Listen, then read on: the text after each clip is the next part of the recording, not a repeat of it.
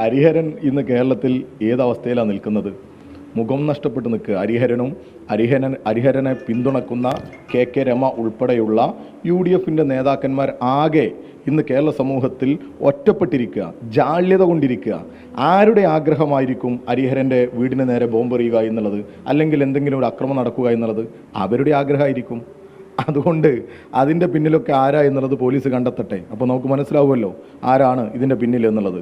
ഞങ്ങളെ സംബന്ധിച്ചിടത്തോളം ഹരിഹരൻ ഈ കേരളത്തിൻ്റെ മുമ്പിൽ പടച്ചുവിട്ട ആ ഒരു പ്രചരണമുണ്ട്, അദ്ദേഹത്തിൻ്റെ സ്റ്റേറ്റ്മെൻ്റ് ഉണ്ട്. അത്യന്തം ഹീനമായ സ്റ്റേറ്റ്മെൻറ്റാണ്. വെറുക്കപ്പെടേണ്ട, ഏറ്റവും കൃത്യമായി എതിർക്കേണ്ട, ചെറുത്തു തോൽപ്പിക്കേണ്ട വാക്കുകളാണ് അദ്ദേഹത്തിൻ്റെ ഭാഗത്തുനിന്നുണ്ടായത്. അതിനെ അങ്ങേയറ്റം അപലപിച്ചുകൊണ്ടാണ് ഞങ്ങൾ മുന്നോട്ട് പോകുന്നത്. കേരളത്തിലെ എല്ലാ വിഭാഗം ജനാധിപത്യ വിശ്വാസികളും അതിനെതിരെ രംഗത്ത് വന്നുകൊണ്ടിരിക്കുകയാണ്. ആ സമയത്ത് ഇങ്ങനെ ഒരു പ്രയോഗം നടത്തി അത് CPMനെതിരെ കൊണ്ടുവന്ന്, അല്ലെങ്കിൽ ഇടതുപക്ഷത്തിനെതിരെയൊക്കെ കൊണ്ടുവന്ന് അങ്ങ് ശ്രദ്ധ മാറ്റിക്കളയാമെന്ന് ആരെങ്കിലും, ഇനിയിപ്പോൾ ഏതെങ്കിലും രമമാർ കരുതുന്നുണ്ടെങ്കിൽ അത് അങ്ങ് കയ്യിൽ വെച്ചാൽ മതി.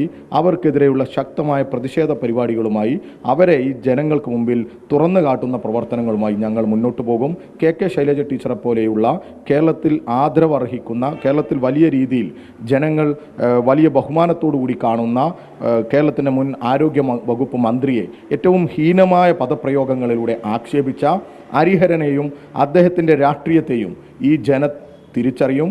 ആ ജനത്തെ ഈ ഹരിഹരൻ്റെ യഥാർത്ഥ മുഖം അറിയിക്കുന്ന തരത്തിലുള്ള പ്രചരണ പ്രവർത്തനങ്ങൾക്കും നിയമ നടപടികൾക്കും ഞങ്ങൾ മുന്നോട്ട് പോകും.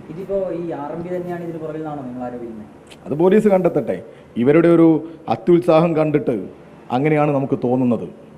അങ്ങനെ ഉണ്ടല്ലോ, അതാണല്ലോ സ്വാഭാവികം. RMP ആണോ UDF ആണോ ഇനി മറ്റേതെങ്കിലും പാർട്ടികളാണോ എന്നൊന്നും നമുക്കറിയില്ല. അതൊക്കെ പോലീസ് കണ്ടെത്തട്ടെ.